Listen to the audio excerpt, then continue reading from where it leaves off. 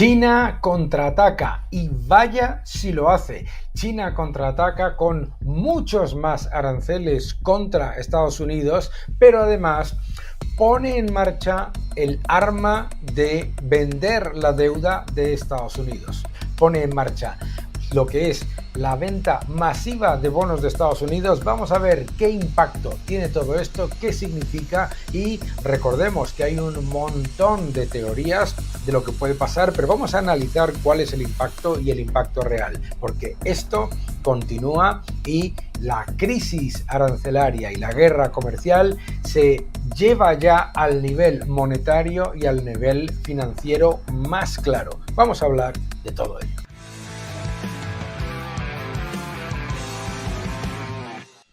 Hola a todos y bienvenidos a mi canal. Muchísimas gracias por suscribiros, gracias por dejar vuestros comentarios y muchas gracias por darle un me gusta a este vídeo. China responde y lo hace de manera muy agresiva. Recordemos que la guerra comercial ha empezado de manera muy importante ya hace mucho tiempo.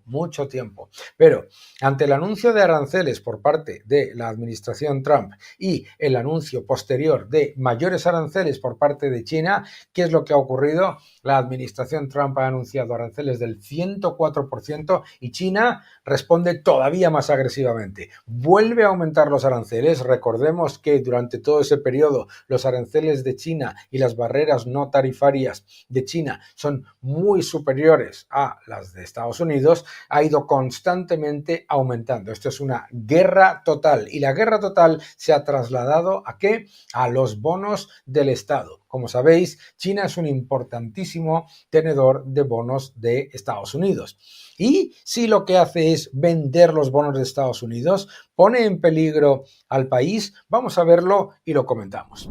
Empezamos por entender qué es lo que ha pasado entre el año 2000 y el año 2024.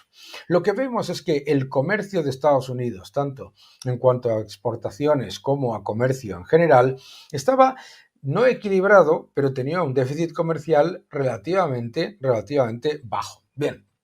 Lo que ha ido pasando del 2000 al 2024 ha sido una brutal ola en la que se ha hundido completamente el comercio por parte de Estados Unidos y se ha disparado lo que es el poder de China como el gigante exportador que además utiliza ese gigantesco superávit comercial que tiene con Estados Unidos para atesorar dólares, y al atesorar dólares está utilizando también esos dólares para minar la sociedad estadounidense y por supuesto también minar el sistema financiero de Estados Unidos con búsqueda de alternativas. ¿Qué es lo que ha ocurrido en ese periodo? Vamos a ver otras cosas importantes. Empezamos punto por punto.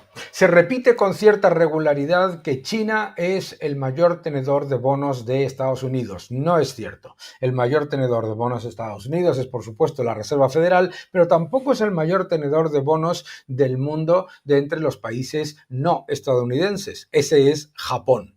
La inmensa mayoría de la deuda de Estados Unidos, de hecho, no la tiene ni la Reserva Federal, ni Japón, ni China, porque estos son los tenedores que son no estatales, sino que lo tienen las administraciones, fondos de pensiones y todos los que, digamos, las instituciones estadounidenses, ¿de acuerdo? Por lo tanto, lo que vemos aquí es que China está muy lejos, muy lejos de ser el país que más deuda tiene de Estados Unidos. De hecho, lo que vemos es que la cantidad de bonos que tiene se ha ido reduciendo, como vamos a ver ahora, pero lo más importante es que eso se ha llevado a cabo en un proceso en el que no ha tenido un impacto sobre el mercado y, lo más importante, 760.000 millones de dólares de bonos de Estados Unidos no son en ningún caso un problema financiero para los Estados Unidos. Se pueden absorber, para que os hagáis una idea,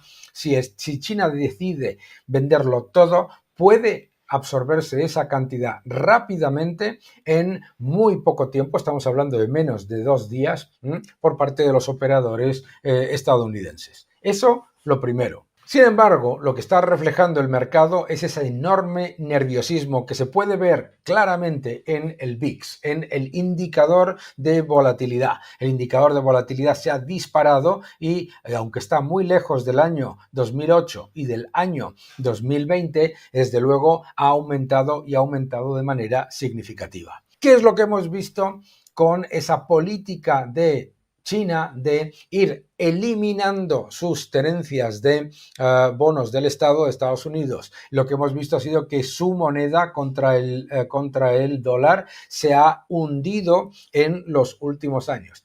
Y eso que tiene fixing, es decir, que el Banco Central controla capitales y controla el tipo de cambio. Y lo que hemos visto en estos días de aumento de las tensiones y de los aranceles recíprocos ha sido un desplome de la moneda al nivel más bajo en los últimos 20 años. La moneda de China se desploma. ¿Por qué? Cuando vendes bonos de Estados Unidos, esos bonos en el balance del Banco Central de China son un activo. Si tú vendes ese activo, también devalúas y pones en peligro el poder adquisitivo y el valor de tu moneda, de la moneda. Y eso que tiene control de capitales y que tiene fixing, que obviamente son dos razones por las que el yuan no es una moneda de reserva del mundo. China tiene una economía potentísima y su moneda solo se utiliza en un 4% de las transacciones globales. ¿Por qué? Porque como está introducido un control de capitales y un fixing que hace que el tipo de cambio no sea real o por lo menos de mercado, obviamente esos factores hacen que muchos operadores financieros de todo el mundo no quieran hacer transacciones con yuanes. Bien, ¿qué es lo que ha pasado con esa venta de China de bonos de Estados Unidos? Pues que efectivamente la rentabilidad del bono de Estados Unidos ha subido a un 4,4%. Pero no nos olvidemos que estaba en el 5%. Y no olvidemos que estaba en el 5% también, que estaba en el 4,9% y que estuvo en el 5% prácticamente en septiembre de 2023. Por lo tanto, lo que está demostrando es que el efecto no es el que mucha gente estimaba. Bien, estos tres factores son relevantes. ¿Qué es lo que ha ocurrido con la posición de bonos del Estado de China con respecto a Estados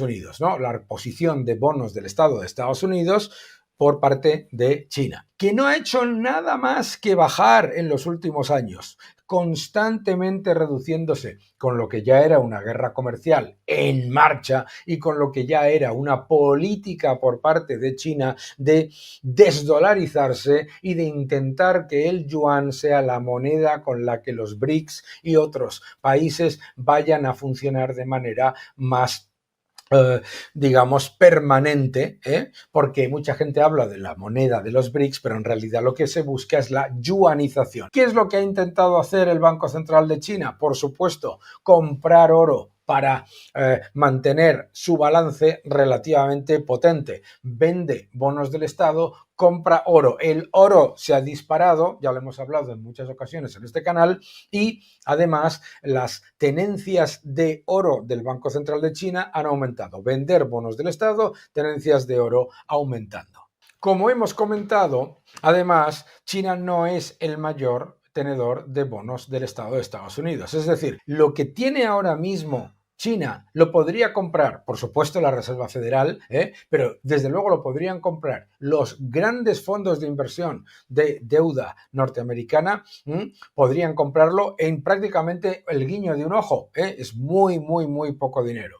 Lo interesante aquí es que el que ha estado aumentando significativamente su posición en bonos del Estado de Estados Unidos ha sido Japón, que se ha situado ya como el mayor tenedor internacional de esos bonos, mientras que el resto se mantienen relativamente estables. Lo que hemos visto en cualquier caso ha sido que en los últimos años ha habido una reducción en general de la exposición a los bonos, tanto de Estados Unidos como de los países de la eurozona. ¿Por qué ha ocurrido todo esto? Lo que estamos viviendo no solamente es una batalla comercial que no ha empezado con Trump, que venía de mucho antes.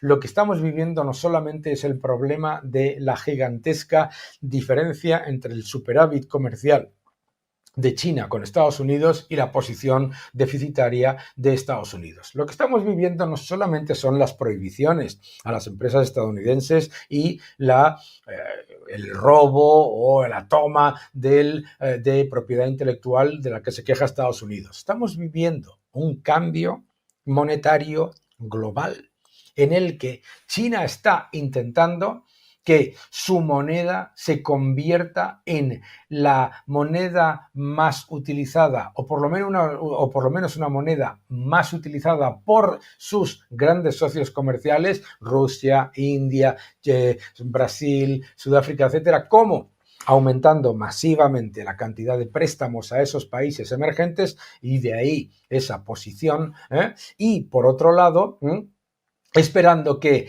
la llegada de materias primas y la llegada de oro estabilice su moneda.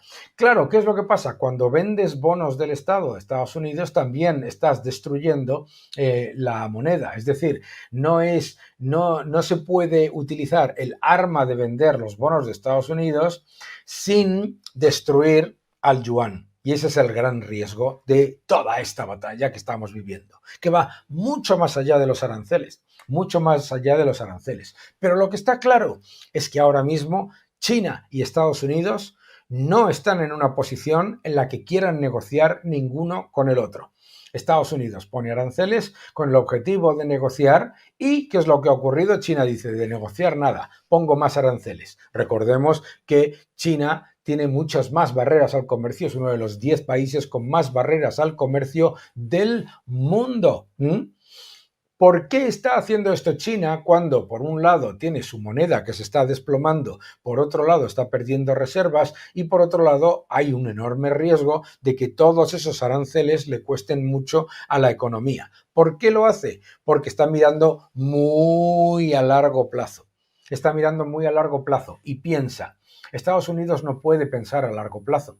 Estados Unidos, como ya está ocurriendo, es una democracia y por lo tanto ya tienes todo tipo de peleas sobre el impacto en los mercados financieros, etcétera. Al gobierno de China lo que pasa en el mercado financiero le da igual. De hecho, al gobierno de China que se desplome la cotización del yuan con respecto al dólar también le importa poco, porque está mirando a súper largo plazo y lo que piensa es lo siguiente. Número uno, la Unión Europea, con tal de no claudicar y negociar con Estados Unidos un acuerdo de libre comercio total, se va a entregar a China y sale ganando China en la guerra comercial.